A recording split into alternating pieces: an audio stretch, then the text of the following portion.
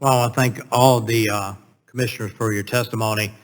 We'll now go into the question and answer portion of the hearing, and I'll begin the questioning and recognize myself for 5 minutes.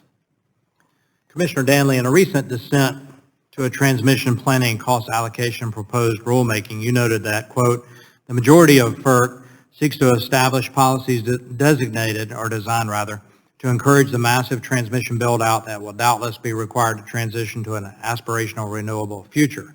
To do so, they need to socialize the cost of this transmission across as broad a population of ratepayers as possible. Do you believe that Congress requiring FERC to order the build-out of massive amounts of transmission connecting the different regions and integrate a more renewable energy is consistent with a just and reasonable standard under the Federal Power Act? Thank you. If any action is taken pursuant to a congressional enactment, it is going to be for us to try to reconcile the two because both have the force of law. The constraint for the socialization of transmission costs doesn't really come from the just and reasonable rate standard directly, but rather the invariant case law that we've had for decades now. The original case was the Real Estate Commerce Commission v. FERC, in which there has to be a roughly commensurate benefit to the amount paid. So most of the undertakings that FERC has now in its transmission planning in which it's attempting to socialize those costs will ultimately, I think, fail on appeal because they violate that case law that's basically unchanged for decades.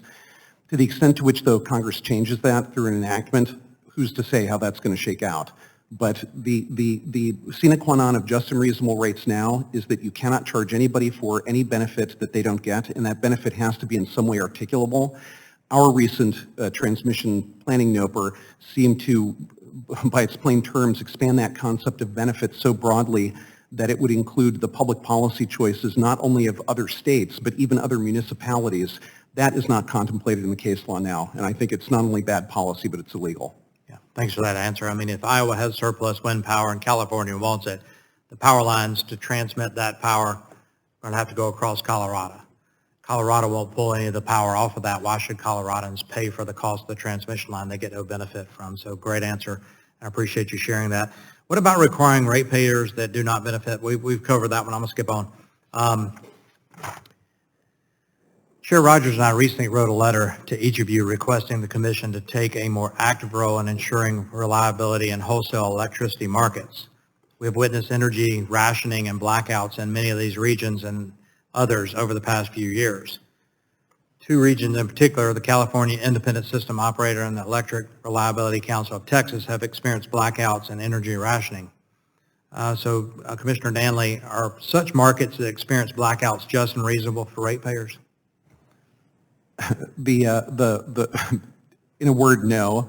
The market design requires ratepayers to pay money, and in return for that, they are supposed to get electricity, and they're supposed to get it on a consistent basis. It has to be reliably delivered.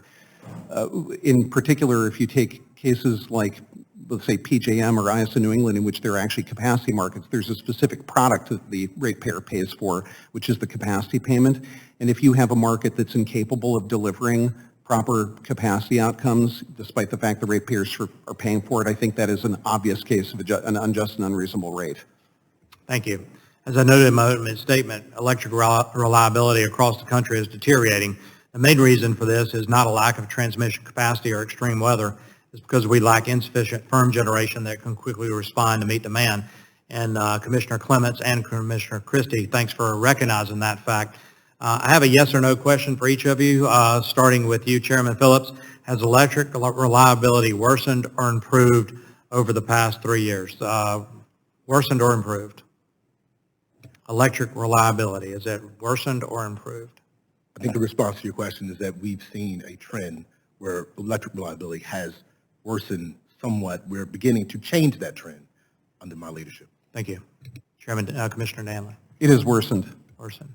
Commissioner Clements? I think it's a region-specific question. Given any time of year, it's a seasonal question. It's a question of extreme weather and what types of stressors hit our electricity system. Worsened in some areas and improved in others. Thank you. Commissioner Christie? I think it's generally worsened because we're losing the dispatchable resources that are necessary to keep the lights on. Yeah, that's perfect. Spot on. Dispatchable resources, natural gas infrastructure to get the resources produced in this country delivered to where it needs to be used, utilized by the utilities to improve the lives of electricity generation and for our constituents, and then potentially export it and improve the lives of people around the world. With that, I'll go to the ranking member to get for 5 minutes with the question.